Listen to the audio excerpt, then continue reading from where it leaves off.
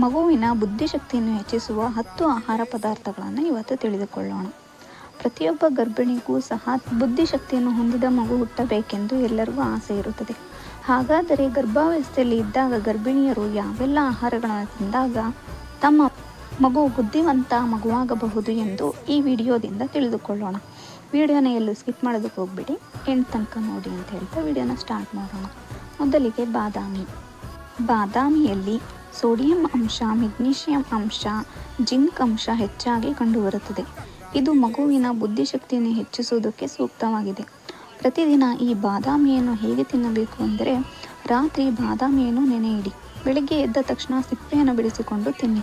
ಇದರಿಂದ ಮಗುವಿನ ಬುದ್ಧಿಶಕ್ತಿ ಹೆಚ್ಚಿಸುತ್ತದೆ. ನೆಕ್ಸ್ಟ್ ಕರಿಬೇವಿನಲ್ಲಿ ಹೆಚ್ಚಾಗಿ ಒಮೆಗಾ 3 ಇರುತ್ತದೆ. ಈ ಕರಿಬೇವು ಪ್ರತಿದಿನ ಅಡುಗೆ ಮಾಡುವುದರಲ್ಲಿ ಹಾಕಿ ತಿನ್ನಿ. ಇದರಿಂದ ಮಗುವಿನ ಬುದ್ಧಿಶಕ್ತಿ ಹೆಚ್ಚಿಸುತ್ತದೆ. ಈ ಕರಿಬೇವು ರಕ್ತವನ್ನು ಸಹ ಹೆಚ್ಚಿಸುವುದಕ್ಕೆ ಸಹಾಯವಾಗುತ್ತದೆ. ಆದ್ದರಿಂದ ಗರ್ಭಿಣಿಯರು ಪ್ರತಿನಿತ್ಯ ಮಾಡುವಂತಹ ಅಡುಗೆಗಳಲ್ಲಿ ಕರಿಬೇವನ್ನು ಹಾಕಿ ಹಾಗೆ ಅದನ್ನು ತಿನ್ನಿ. ನಿಮ್ಮ ಮಗುವಿನ ಬುದ್ಧಿಶಕ್ತಿ ಹೆಚ್ಚಿಸಿ. ಮೊಟ್ಟೆಯಲ್ಲಿ iron, choline, magnesium, potassium, vitamin A, vitamin D, zinc, sodium, protein ಇಷ್ಟೆಲ್ಲ ಅಂಶನ ಒಂದೇ ಮೊಟ್ಟೆ ಹೊಂದಿರುತ್ತದೆ. ಹಾಗಾಗಿ ನೀವು ಪ್ರತಿದಿನ ಒಂದು ಮೊಟ್ಟೆಯನ್ನು ತಿನ್ನಿ. ನಿಮ್ಮ ಮಗುವಿನ ಬುದ್ಧಿಶಕ್ತಿ ಹೆಚ್ಚಾಗುತ್ತದೆ. ನೆಕ್ಸ್ಟ್ ಹಸಿರು ತರಕಾರಿಗಳು. ಪ್ರತಿದಿನ ಹಸಿರು ತರಕಾರಿಗಳನ್ನು ತಿನ್ನಿ. ಹಸಿರು ತರಕಾರಿಗಳಲ್ಲಿ ಇರುವಂತಹ ಫೋಲಿಕ್ ಆ್ಯಸಿಡ್ ಅಂಶ ಗರ್ಭಿಣಿಯರ ಮಗುವಿನ ಬುದ್ಧಿಶಕ್ತಿಯನ್ನು ಹೆಚ್ಚಿಸುತ್ತದೆ.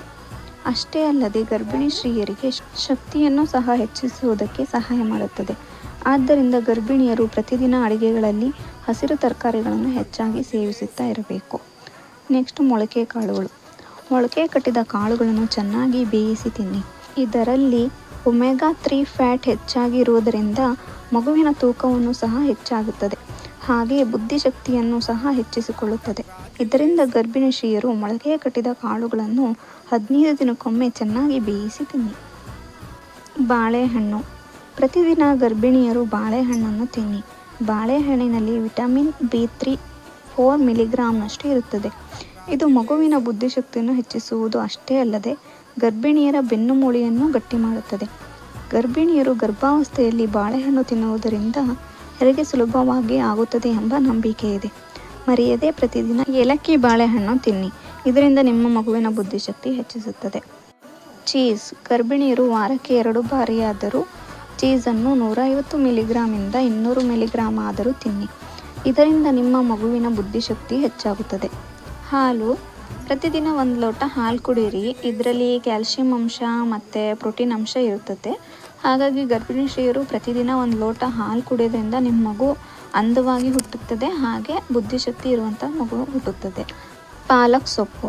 ಈ ಪಾಲಕ್ ಸೊಪ್ಪಿನಲ್ಲಿ ನ್ಯೂಟ್ರಿಷಿಯಂ ಹೆಚ್ಚಾಗಿರ್ತದೆ. Vitamin K, vitamin A, calcium, folate ಅಂಶ ಹಾಗೂ ಪ್ರೋಟೀನ್ ಅಂಶ ಹೊಂದಿರುವ ಪಾಲಕ್ ಸೊಪ್ಪನ್ನು ವಾರಕ್ಕೆ 2 ಸಾರಿ ಅಥವಾ ವಾರಕ್ಕೆ 4 ಬಾರಿ ಆದರೂ ತಿನ್ನಿ. ಇದರಿಂದ ಮಗುವಿನ ಬುದ್ಧಿಶಕ್ತಿ ಹೆಚ್ಚಾಗುತ್ತದೆ. ಕಿತ್ತಳೆ ಹಣ್ಣು. ಈ ಕಿತ್ತಳೆ ಹಣ್ಣಿನಲ್ಲಿ ವಿಟಮಿನ್ ಸಿ ಅಂಶ ಹೆಚ್ಚಾಗಿರ್ತದೆ. ಈ ವಿಟಮಿನ್ ಸಿ ಅಂಶ ಹೆಚ್ಚಾಗಿರುವುದರಿಂದ ಮಗುವಿನ ಕಣ್ಣಿನ ದೃಷ್ಟಿಯನ್ನು ಕಾಪಾಡುತ್ತದೆ ಹಾಗೂ ಮಗು ಅಂದವಾಗಿ ಹುಟ್ಟುತ್ತದೆ ಎಂಬ ನಂಬಿಕೆ ಇದೆ. ಹಾಗಾಗಿ ಗರ್ಭಿಣಿ ಸ್ತ್ರೀಯರು ಪ್ರತಿದಿನ ವಿಟಮಿನ್ ಸಿ ಅಂಶ ಹೊಂದಿರುವ ಕಿತ್ತಳೆ ಹಣ್ಣನ್ನು ತಿನ್ನಿ. ಇದರಿಂದ ನಿಮ್ಮ ಮಗು ಚುರುಕಾಗಿ ಇರುತ್ತದೆ. ನಿಮಗೆ ಪ್ರತಿದಿನ ತಿನ್ನೋಕ್ಕಾಗದೆ ಹೋದ್ರೂ ವಾರಕ್ಕೆ 3 ಬಾರಿ ಆದರೂ ತಿನ್ನಿ. ಈ ಕಿತ್ತಳೆ ಹಣ್ಣು ತಿನ್ನೋದರಿಂದ ಮಾರ್ನಿಂಗ್ ಸಿಕ್ನೆಸ್, ವಾಂತಿ, ವಾಕರಿಕೆಯನ್ನು ಸಹ ಕಡಿಮೆ ಮಾಡುತ್ತದೆ.